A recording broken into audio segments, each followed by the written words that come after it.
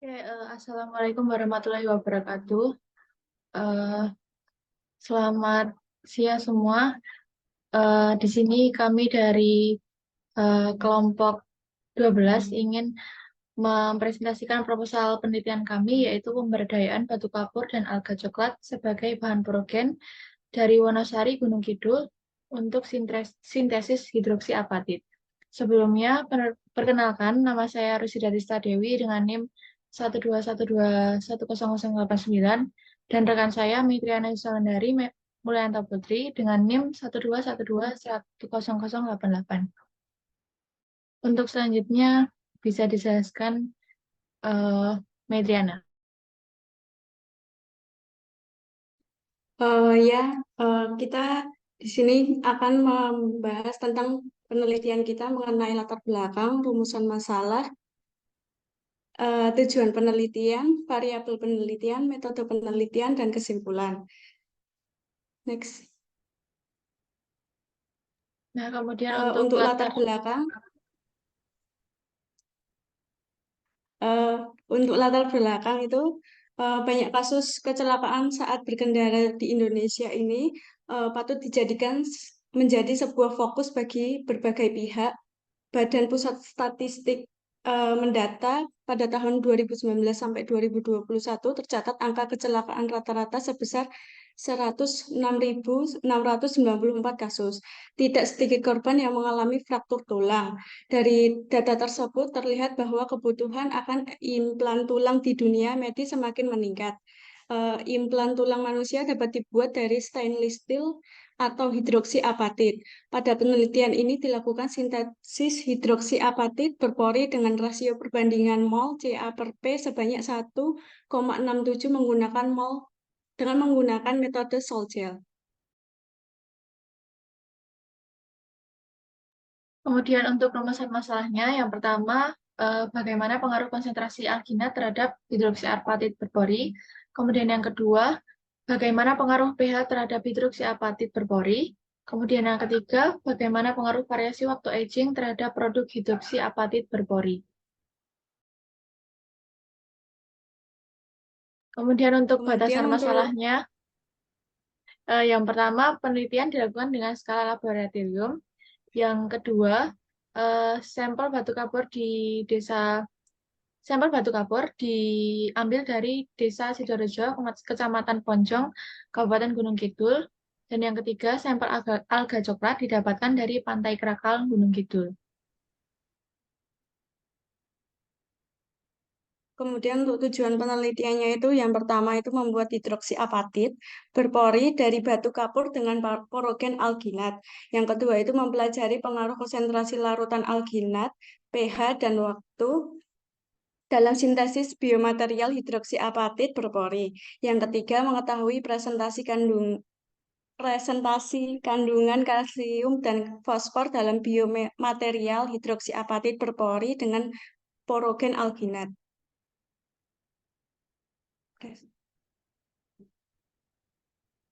Kemudian untuk landasan teorinya, yang pertama, hidroksiapatit merupakan senyawa yang tersusun dari kalsium dan juga fosfor.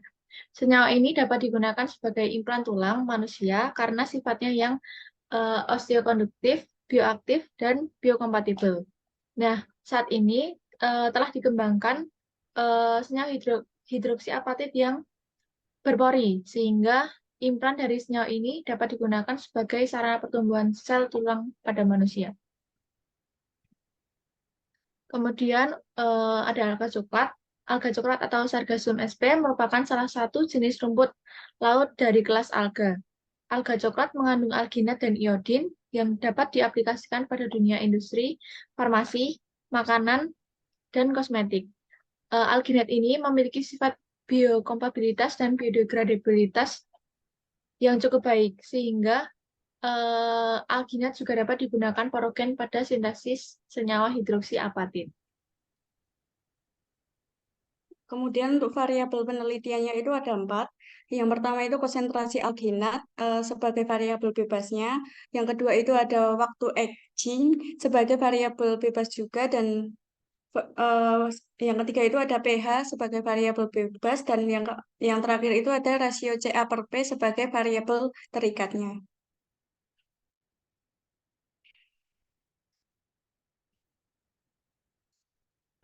Selanjutnya itu ada metodologi penelitian. Yang pertama itu bahan baku. Bahan baku yang kita gunakan itu batu kapur dan alga coklat yang kita peroleh dari Wonosari Gunung Kidul, Yogyakarta. Ya, selanjutnya itu ada bahan pendukung. Bahan pendukungnya di sini itu ada 6. Yang pertama itu Aquades, yang kedua itu ada H3PO4, HCl, Na2CO3, C2H5OH, dan NH4OH. Kemudian untuk alatnya sendiri, kita ada yang pertama ada alat ekstraksi, kemudian yang kedua ada alat sintesis yang terdiri dari glass beaker, kemudian ada magnetic stirrer dan juga kompor, kemudian yang ketiga ada alat sintering.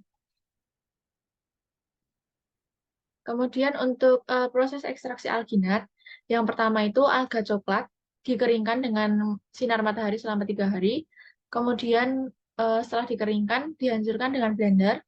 Setelah itu dilakukan perendaman selama 60 menit dengan menggunakan HCl 1%.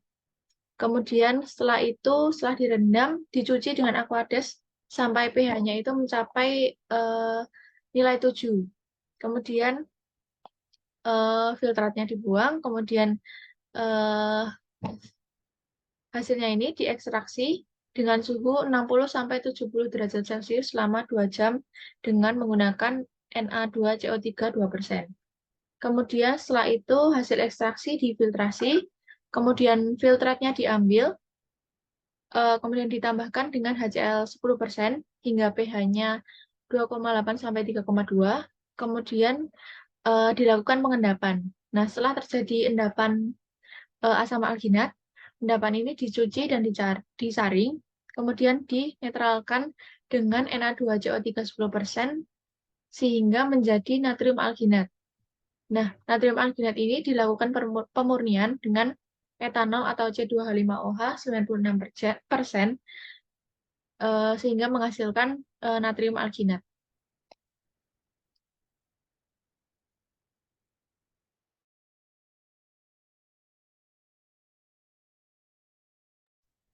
Kemudian ada sintesis hidroksiapatit berpori. Ya, yang pertama itu ada preparasi batu kapur. Batu kapur itu dipecah menjadi bongkahan kecil, kemudian digerus hingga bongkahan kecil menjadi serbuk halus berukuran 50 mes. Serbuk halus batu kapur kemudian dimasukkan ke dalam kurs porselin dan ditimbang berat awalnya. Setelah itu dikalsinasi pada suhu 950 derajat Celcius selama 5 jam. Kemudian batu kapur ditimbang berat akhir setelah dikalsinasi. Proses ini dilakukan untuk mendapatkan serbuk CaO sebagai prekursor dalam hidroksiapatit. Kemudian yang kedua itu ada sintesis hidroksiapatit berpori dengan serbuk CaO sebagai prekursor kalsium dan asam fosfat H3PO4 sebagai prekursor fosfat ditimbang dengan perbandingan mol sebesar 1,67. Kemudian serbuk CaO ditambahkan dengan 100 ml etanol 96%, kemudian dicampur dengan H3PO4 85% dengan cara dilakukan dengan penetesan perlahan sambil diaduk. Setelah itu, ke dalam campuran tersebut ditambahkan larutan alginat 1%, 2%, 3%, 4%, dan 5%. Kemudian pH diatur sesuai variabel 5, 7, 9, dan 11 dengan menambahkan beberapa tetesan larutan NH4OH 1 molar hingga mencapai pH yang diinginkan. Campuran tersebut kemudian diaduk dengan kecepatan pengaduk 300 rpm pada suhu 50-60 derajat Celcius selama 5 jam untuk mendapatkan campuran yang homogen. Setelah itu dilakukan pematangan etching terhadap larutan dengan cara diendapkan dalam suhu kamar. Larutan diperlakukan dengan variasi waktu selama 0 jam, 24 jam, dan 36 jam. Kemudian diaduk pada suhu 60 derajat Celcius sampai larutan berubah menjadi gel menggunakan magnetic stirrer. Setelah itu, gel tersebut dimasukkan ke dalam furnace untuk dilakukan proses sintering pada suhu 900 derajat Celcius dalam waktu 6 jam.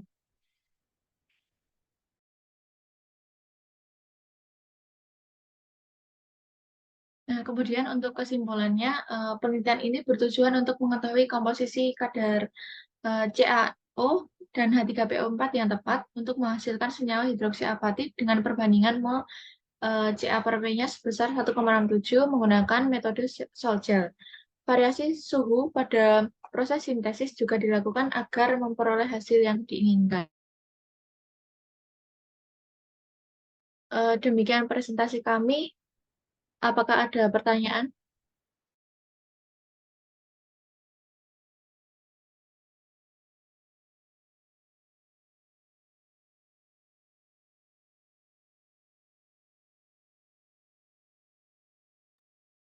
Boleh, Anissa Yasifa, boleh dipersilahkan. Baik, terima kasih atas waktunya. Perkenalkan, nama saya Anissa Siva dengan NIM 119. Jadi untuk pertanyaannya itu kan tadi ada beberapa pengujian, yaitu pengujian AAS, XRD, sama FTIR. Itu tuh untuk menguji apa ya? Terima kasih. Oke, untuk uji AAS atau Atomic Absorption Spectrophotometer itu digunakan untuk mengetahui kandungan Ca atau kalsium sebelum dan sesudah proses kalsinasi. Kemudian untuk yang FTIR atau Fourier Transfer Infrared itu untuk menganalisa gugus fungsi penyusunnya, yang mana di sini adalah PO42-men dan juga OH-men. Kemudian untuk XRD atau X-ray diffraction itu untuk mengidentifikasi fasa kristalin dalam material dengan cara menentukan parameter struktur kisinya. Apakah sudah menjawab?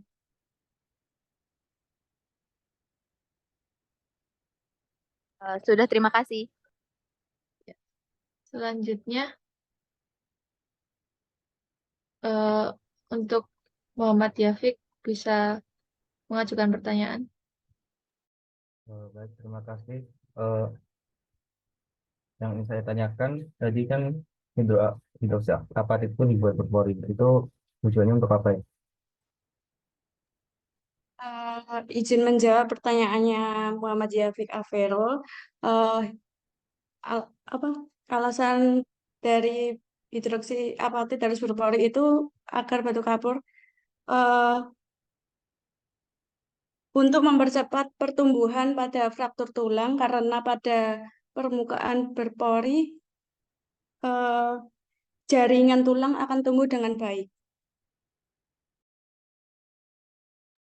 Terima kasih. Selanjutnya untuk Nur Fadilah.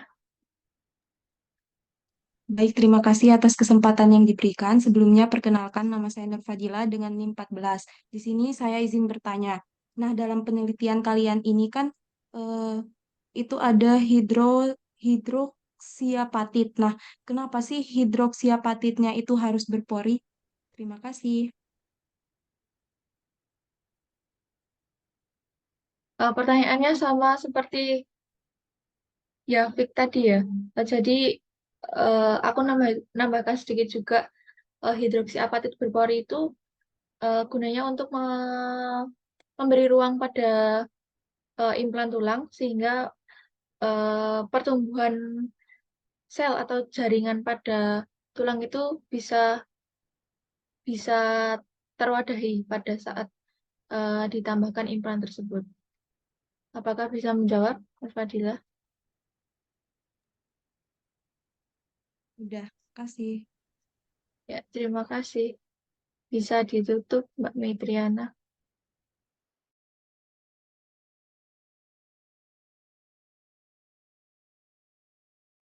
Eh, Baiklah, sekian presentasi dari kami. Kurang lebihnya mohon maaf. Wassalamualaikum warahmatullahi wabarakatuh. Waalaikumsalam Waalaikumsalam warahmatullahi warahmatullahi wabarakatuh.